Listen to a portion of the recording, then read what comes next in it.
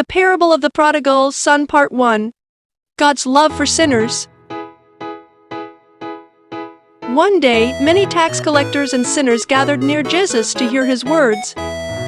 Seeing this, the Pharisees and the teachers of the law murmured among themselves, "This Jesus associates well with sinners." Not only that, but he even eats with them. In response, Jesus shared a parable to show how much God longs for those who have strayed to return to Him.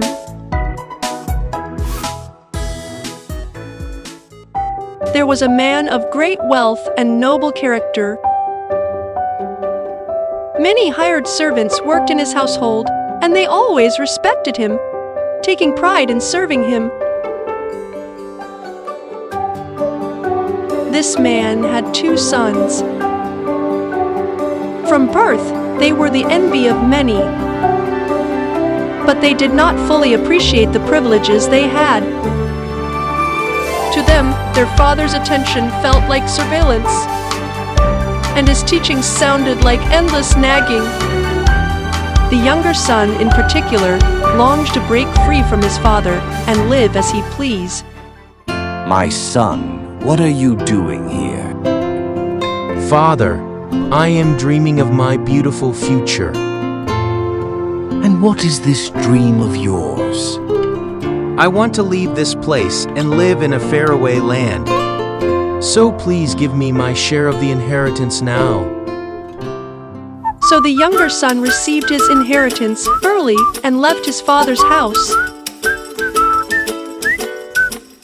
When he arrived in the distant country with his wealth, the people there welcomed him enthusiastically. It seemed like he could do anything he wanted. He stopped working, spending his days eating, drinking, and indulging in pleasure. But soon, his wealth was completely gone. At that moment, his so-called friends abandoned him. Desperate, he went to his closest friend. "Hey, my friend, please remember all I have done for you. Give me food and a job." "Friend, since when were we friends? If you really need work, go tend to my pigs." Thus, the once wealthy young man became a swineherd. The work was grueling, and he was always hungry. He even longed to eat the pods that the pigs were eating, but no one would give him any. How did I end up like this? I am the son of a rich man. In my father's house, even the servants have plenty of food. But here I am, starving to death. This doesn't make sense. I must go back. I am no longer worthy to be called his son, but I will ask him to let me work as one of his servants." So the son stood up and set off for home. For many days, he walked and walked until he finally neared his father's house. Meanwhile, his father had never stopped worrying about him and waiting for his return.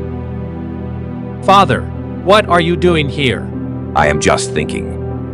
Do you think he will come back just because you stand here every day and wait? Please forget about him now. I'm going to work in the fields." "Do as you wish." As the father waited, he suddenly saw someone approaching in the distance. It was his younger son. Without hesitation, the father ran to him. "My son, my beloved son, why have you taken so long to return?" "Father, I have sinned against heaven and against you. I am no longer worthy to be called your son. Please, let me be one of your hired servants." "No, my son, you are precious to me." The father dressed him in the finest robe, placed a ring on his finger, and put sandals on his feet. Then he held a great feast. everyone, my son was dead but is alive again.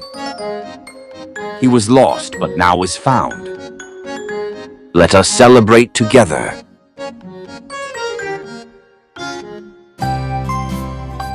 Children, today's story is the parable of the prodigal son. The father, who longed for his lost son to return, represents God's heart toward sinners. And the younger son represents those who have sinned and turned away from God. Just as the father rejoiced and held a feast when his son returned, God is overjoyed when a sinner repents and returns to him. He welcomes them without any conditions. That is why we must return to God. And we must also share God's love with others, so that more people can come back to Him. Now, repeat after me. Bring out the best robe and put it on him. Bring out the best robe and put it on him. Put a ring on his hand and sandals on his feet. Put a ring on his hand and sandals on his feet. Luke chapter 15 verse 22. Luke chapter 15 verse 22.